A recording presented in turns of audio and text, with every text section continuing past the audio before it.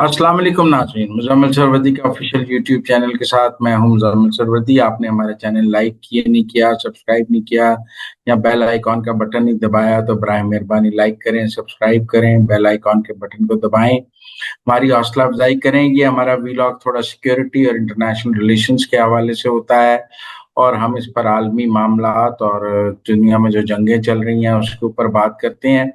और डॉक्टर आसिफ साहब मेरे साथ होते हैं इसमें। अस्सलाम वालेकुम डॉक्टर साहब। वालेकुम सलाम। डॉक्टर साहब, शंघाई में बीजिंग में प्रेसिडेंट शी और शहबाज शरीफ की मुलाकात हो गई है, वफूद की सतह पर भी मुलाकात हुई है और कहा जा रहा है कि अगले साल प्रेसिडेंट शी जो हैं वो पाकिस्तान आएंगे सी पैक फेज 2 के हवाले से। और सी पैक फेज 2 के हवाले से काफ़ी चाइनीज से बातचीत वहाँ हुई है। फील्ड मार्शल आसिम मुनीर साहब भी वहाँ मौजूद थे, वो भी वफूद की सतह पर मुलाकातों में नजर आए हैं। और चीन और पाकिस्तान के दरमियान हमें वहाँ गर्मजोशी बीजिंग में नजर आई है। ये दुरुस्त है। आर्मीनिया को सफारती ताल्लुकात कायम कर लिए और आर्मीनिया को के साथ अपने ताल्लुकात ठीक करने का ऐलान भी किया। और ये शायद आर्मीनिया ने इसलिए किया कि वो एससीओ का मेंबर बनना चाहता था और एससीओ का मेंबर बनने के लिए वो शर्त यह है कि इत्तफाक राय से बनते हैं, एक मुल्क भी मुखालफत करते तो नहीं बनते। अजरबैजान और आर्मेनिया दोनों एससीओ का मेंबर बनना चाहते थे। तो मेरे ख्याल में पाकिस्तान ने तो आर्मीनिया को ये यकीन दिला दिया था कि हम आर्मीनिया का के खिलाफ वोट नहीं डालेंगे, लेकिन मोदी ने अजरबैजान का को शामिल करने को वीटो किया, जिसके बैलेंस इफेक्ट में पाकिस्तान ने आर्मीनिया को फिर शामिल करने को वीटो कर दिया और इस तरह अजरबैजान और आर्मीनिया दोनों की मेंबरशिप खटाई में पड़ गई। तो एक तो वहाँ ये नजर आया। पाकिस्तान और रूस के दरमियान कभी भी ऐसी गर्मजोशी नहीं रही है और मुझे नहीं लगता कि कोई ऐसी तवक्को की जा रही थी। मैं इसको इस नजर से देखता हूँ कि हमारे दरमियान चीन एक राब्ता है। ये बिल्कुल वैसे ही है जैसे चीन के साथ भारत के साथ रूस एक राब्ता है चीन के लिए। तो ये हमारे दो तरफा ताल्लुकात इतने गर्मजोश नहीं रहे। हम एक ऐसी सफारती सेटिंग में बैठे थे जहाँ पे सारे एक दूसरे के साथ बिल वास्ता जो राब्ते में हैं, सफारती सरगर्मियां हैं। अगर तो पाकिस्तान अगर चाहेगा तो आने वाले दिनों में वो रूस की तरफ ज्यादा बेहतर पेशरफ्त सफारती पेशरफ्त करना चाहेगा तो हो सकती है। चाइना मौजूद है बीच में। आप ये समझते हैं कि हम अमेरिका के खौफ से भी रूस के करीब नहीं जाना चाहते? ये तो वही बात है जो इमरान खान कहता था ना, कि मेरा मतलब है कि अमेरिका वो मॉस्को गए तो बाइडन अमेरिका नाराज हो गया। तो पाकिस्तान को ये खतरा दरपेश है कि अगर वो मॉस्को के बहुत करीब जाएगा तो फिर वाशिंगटन उससे नाराज हो जाएगा, लिहाजा वो मॉस्को के साथ मोहतात बात करना चाहता है। नहीं, ये एक पहलू जरूर है, इससे मैं इनकार नहीं करता। लेकिन हमें जो आलमी जियो पॉलिटिक्स में होने वाली बड़ी तब्दीलियां हैं और जो बड़ा मंजरनामा बन रहा है उसमें पाकिस्तान को अभी फिलहाल रशिया के साथ ऐसी किसी गर्मजोशी की जरूरत महसूस नहीं होती। आप इशारा कर रहे हैं कि यूरोप रूस के साथ जंग की तैयारी कर रहा है जी। और आप इशारा कर रहे हैं कि फ्रांस में जंगी तैयारियां शुरू हो चुकी हैं और जो यूरोप है, अगर रूस यूक्रेन सीज फायर नहीं होता और रूस यूक्रेन जंग नहीं रुकती तो फिर यूरोप को इस जंग में शामिल होना पड़ेगा। यूरोप इस जंग से खुद को बाहर रहकर यूक्रेन को तबाह होता या यूक्रेन पर कब्जा होता नहीं देख सकता। नहीं, यूक्रेन को तबाह होता या कब्जा होता उनके अपने स्ट्रेटेजिक मफाद के लिए जरूरी है कि वो यूक्रेन को बचा के रखें। इस साल वो यूक्रेन को $40 अरब की इमदाद देने जा रहे हैं, असला और तरबियत और वसाइल के लिए। ठीक है जी। लेकिन ये उनकी फ्रंट लाइन रियासत जरूर है और वो चाहते हैं कि रशिया वहां तक महदूद हो जाए, उस फ्रंट पे वो पीछे रहकर उसके साथ मुकाबला करें।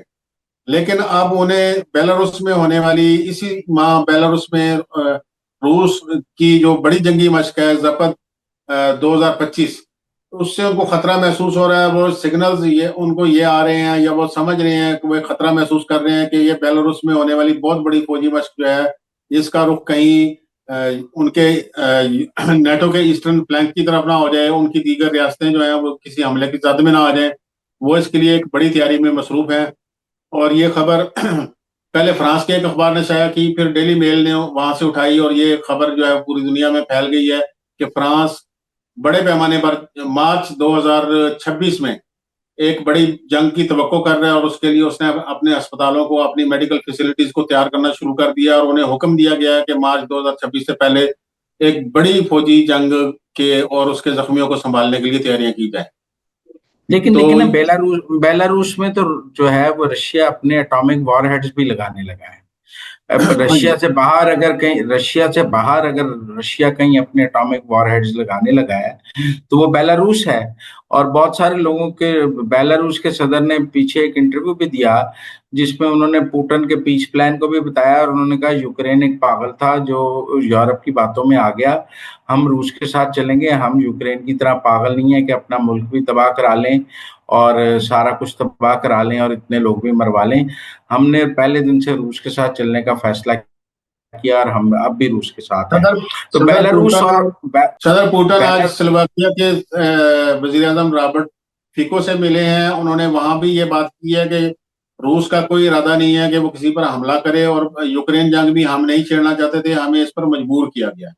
تو اصل میں یہ جو نیٹو ہے یہ بھی 3 بڑی جنگیں مشقیں پلان کر رہا ہے، اور انہوں نے بڑے پیمانے پہ فوجی نقل و حرکت کا منصوبہ بنایا ہے۔ پہلے مرحلے میں وہ 10 دن کے اندر 1 لاکھ فوجی موبلائز کرنے کا وہ مشق کر رہے ہیں۔ اس کے بعد ان کی ایک مشق اور ہے جس میں وہ 2 لاکھ فوجیوں کو 30 دن کے اندر موبلائز کرنا چاہتے ہیں پورے ایسٹرن فلینک کی طرف۔ پھر اس کے بعد تیسرے مرحلے میں وہ 3 سے 5 لاکھ فوجیوں کی نقل و حرکت کی ایک مشق کرنا چاہتے ہیں۔ تو یہ دونوں طرف سے جو بڑی جنگی مشقیں ہیں یہ خوفناک ترتیب دے رہی ہیں۔ اس منظر نامے میں دنیا پوری محتاط نظر آ رہی ہے، اور یہاں ایک اور نیا سینیریو بنایا جا رہا ہے، یا اس کو پینٹ کیا جا رہا ہے میڈیا میں، خصوصاً یورپ کے میڈیا میں اور امریکی میڈیا میں، کہ اس وقت 2 فرنٹ وار جو ہے اس کی تیاری ہو رہی ہے۔ تو امریکہ نے یورپ کو یہ کہہ دیا ہے کہ وہ اپنا بندوبست خود کرے، ہماری توجہ انڈو پیسفک کی طرف ہے، اور وہاں تائیوان میں جنگ چھڑنے کا اور چین کے ساتھ کسی قسم کی جنگ کا خطرہ ہے۔ تو جو یورپی سینٹرل کمانڈ کے امریکہ کی یورپی کمانڈ ہے، اس کے جو سربراہ ہیں انہوں نے کہا ہے کہ جی یہ جنگ 2027 میں ہو سکتی ہے۔ تو اس وقت 2 فرنٹ وار، اور پھر اس میں ایک یہ پینٹ کیا جا رہا ہے کہ یہ جو صدر پیوٹن کا بیجنگ اور اس میں چین میں شاندار استقبال ہے، وہاں پہ مسلسل ملاقاتیں ہیں۔ آج بھی پیوٹن اور شی جو ہیں وہ شی کے اپنے پرائیویٹ گھر میں چہل قدمی کرتے نظر آئے ہیں، اور وہ ایک مسلسل کسی قسم کی مشاورت میں مصروف ہیں۔ تو پینٹ یہ کیا جا رہا ہے کہ چین اور روس یہ سنکرونائزڈ قسم کی ایک جنگ چھیڑنے، ایک طرف سے تائیوان کی طرف حملہ ہوگا، ایک طرف سے یورپ کے مشرقی یورپ پہ حملہ ہوگا۔ تو یہ دو فرنٹ وار جو ہے اس کے لیے ایک خوف پیدا کیا جا رہا ہے، لیکن یہ خوف ابھی تک نیٹو کی طرف سے پیدا کیا جا رہا ہے، روس کی لیکن طرف سے ایسے کوئی لیکن آپ یہ بھی تو دیکھیں نا، جو یورپ بار بار فلسطین کی حمایت میں ان کے فلسطین کو تسلیم کرنے کا 22 ستمبر کو UN جنرل اسمبلی میں اعلان کر رہا ہے، فرانس نے بھی کیا ہے، ڈنمارک نے بھی کیا ہے، اور یورپ کے ممالک کر رہے ہیں۔ تو کہیں نہ کہیں وہ یہ امریکہ کو آنکھیں دکھا رہے ہیں نا۔ دیکھیں نا جی، تو امریکہ کی اسرائیل پالیسی سے اختلاف کر رہے ہیں نیٹو کے ممالک، یورپ جو ہے وہ، اور میں سمجھتا ہوں کہیں نہ کہیں وہ یہ کہہ کر امریکہ کو بلیک میل کر رہے ہیں کہ اگر تم یوکرین میں ہماری پالیسی کے ساتھ نہیں ہو تو ہم پھر پیلسٹائن اور اسرائیل کے حوالے سے تمہاری پالیسی کے ساتھ نہیں ہوں گے۔ پھر اگر تم یوکرین کے حوالے سے انڈیپینڈنٹ پالیسی بنا سکتے ہو تو ہم پیلسٹائن کے حوالے سے انڈیپینڈنٹ پالیسی بنا سکتے ہیں، پھر مشترکہ پالیسی تو ختم ہو گئی۔ اور مجھے لگتا ہے کہ یہ یورپ جو ہے وہ امریکہ کو سگنلز دے رہا ہے کہ پھر اگر آپ ایسے کریں گے تو پھر ہم آپ کے بچے اسرائیل کے خلاف شروع ہو جائیں گے۔ یہ آپ کسی حد تک درست فرما رہے ہیں، اس کا یہ ایک اینگل ہے۔ اس میں ایک اور جو بڑی بات ہے، وہ کل برطانیہ کے وزیر داخلہ نے پارلیمنٹ میں کھڑے ہو کے اعلان کیا کہ ہم فلسطینی طلبہ کے لیے فاسٹ ٹریک ویزا اور ریزیڈنسی جو ہے اس کا بندوبست کرنے جا رہے ہیں۔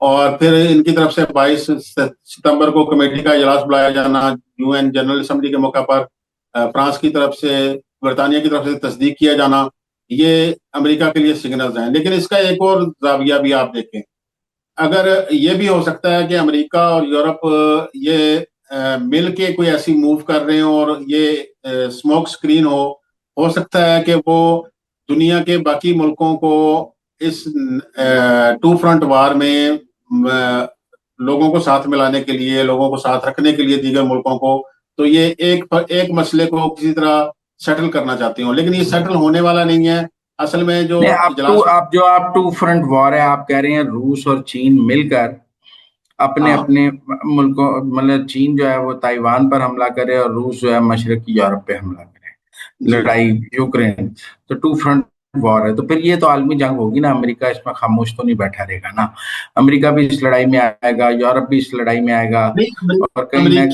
کہیں امریکی یہ کہتے ہیں کہ ہمارا جو ہدف ہے یا ہمارا جو توجہ کا مرکز ہے وہ انڈو پیسیفک ہے، اور انڈو پیسیفک سے مراد ان کی ہمیشہ چین اور تائیوان کا ایشو رہا ہے، تو وہ کہتے ہیں ہم جو ہے اس کی طرف توجہ دیں گے، یورپ اپنے دفاع کی طرف خود اس کو مضبوط کرے اور وہ ہم سے اسلحہ بھی خریدے اور سارا کچھ کرے۔ یہاں ایک اور بات میں آپ کو بتانا چاہتا ہوں کہ 22 ستمبر کے اجلاس کے جواب میں نیتن یاہو نے آج رات ایک اجلاس رکھا ہے اپنی کابینہ کا، اور وہ آج رات ہو سکتا ہے کہ فلسطینی اتھارٹی کو ختم کرنے اور اسرائیل کا مغربی کنارے پر مکمل جو اپنا حق ہے اس کا اعلان کر دیں، اور مکمل طور پہ نقشے سے تو اسرائیل پہلے بھی نقشے پہ موجود نہیں ہے، لیکن جو چھوٹی موٹی محمود عباس کی اتھارٹی کی صورت میں ایک فلسطین کی حیثیت ہے، اس کو وہ مکمل طور پہ آج رات مٹا دیں۔ اس کے تو سگنلز آئے نا، جب محمود عباس کو نیو یارک جنرل اسمبلی سے خطاب کرنے سے کے لیے ویزا دینے سے امریکہ نے انکار کیا، اور اسرائیل حالانکہ ہر سال فلسطین اتھارٹی کے سربراہ کے طور پر محمود عباس UN جنرل اسمبلی سے خطاب کرتے ہیں، لیکن اس بار انہیں خطاب کرنے کا موقع نہ امریکہ دے رہا ہے، نہ اسرائیل دے رہا ہے، نہ امریکہ ان کو وہاں آنے کا پرمٹ دے رہا ہے، اور نہ اسرائیل ان کو فلائنگ کی اجازت دے رہا ہے۔ تو اس بار اس کا مطلب ہے کہ وہ نہیں چاہتے کہ فلسطین کی طرف سے کوئی بھی UN جنرل اسمبلی سے خطاب کرے۔ ہاں جی، وہ اس 22 ستمبر کے اجلاس کو مکمل ناکام کرنے میں امریکہ اور اسرائیل جو ہیں وہ دونوں ساتھ ساتھ ہیں۔ امریکہ نے ویزے نہیں دیے، لیکن آج رات جو نیتن یاہو کا اقدام ہے اور پیش قدمی ہے، یہ زیادہ خوفناک ہے کہ وہ مکمل طور پہ وہ جو مغربی کنارے کو بھی اسرائیل کا حصہ بنانے کا اور فلسطینی اتھارٹی کو ختم کرنے کا جو اقدام ہے یا اعلان ہے وہ کر سکتے ہیں۔ چلیں کل دیکھتے ہیں، آج آپ نے خبر دی، اس کے بارے میں کل بات کریں گے۔ آج کے لیے اتنا ہی، ناظرین اجازت دیجیے، اللہ حافظ۔